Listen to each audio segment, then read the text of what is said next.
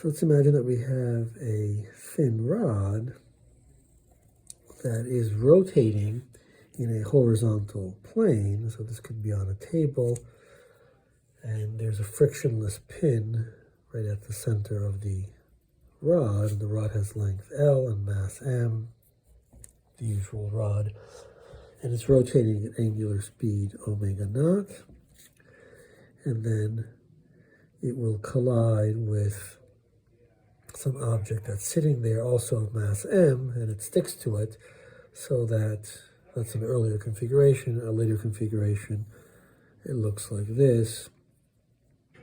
The rod is rotating and the object of mass M sticks to the rod, say at that height there. So halfway between the end of the rod and the center of the rod.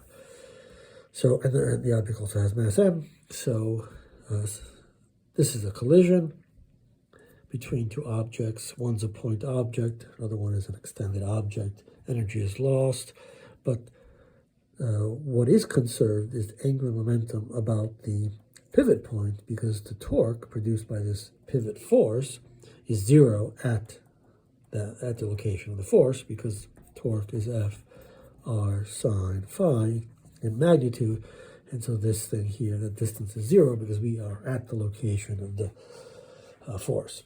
So we will apply angular momentum conservation to get the angular speed afterwards. But let's compare the kinetic energy. So kinetic energy initially is 1/2 times the moment of inertia of this rod, which of course is ml squared over 12, as we know, times omega naught squared. So that's ml squared omega naught squared over 24.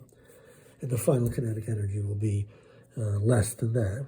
But we need the angular speed here, so that requires angular momentum conservation, because this quantity is zero. Okay, so the initial angular momentum is the moment of inertia, of this rod, ml squared over 12 times omega naught, right? That's I times omega. And the final I is that ml squared over 12 plus we have this additional mass, m, at a distance with respect to the pivot of the whole thing is L. This is L over 2, that's L over 4, so that's L over 4 squared. That's its moment of inertia. That's the total moment of inertia of the system about this point, times the unknown angular speed. So we have m L squared over 12, omega naught is equal to, we have ml squared, this is 16, this is divided by 16, this is divided by 12, so what do we have here? We have a common denominator of 16 and 12, I think that's 48, so that's, this was 16, so we have to multiply this by 3, and this by 4, so we have 3 and 4, that's 7, so that should be 7 ml squared over 48 omega, and so omega becomes 48 divided by 12, which is 4 over 7 omega naught. Do that right?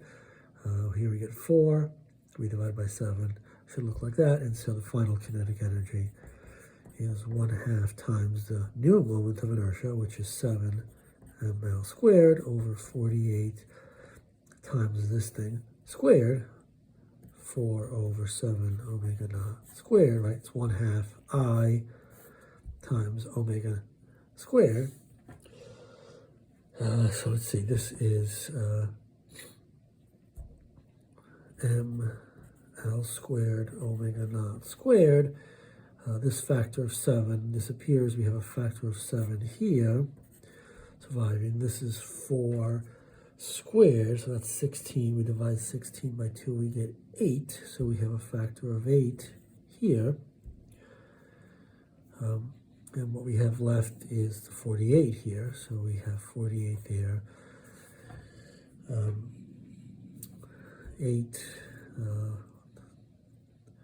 divide both by 4, 8 over 48, right? That's 2 over 20, 20,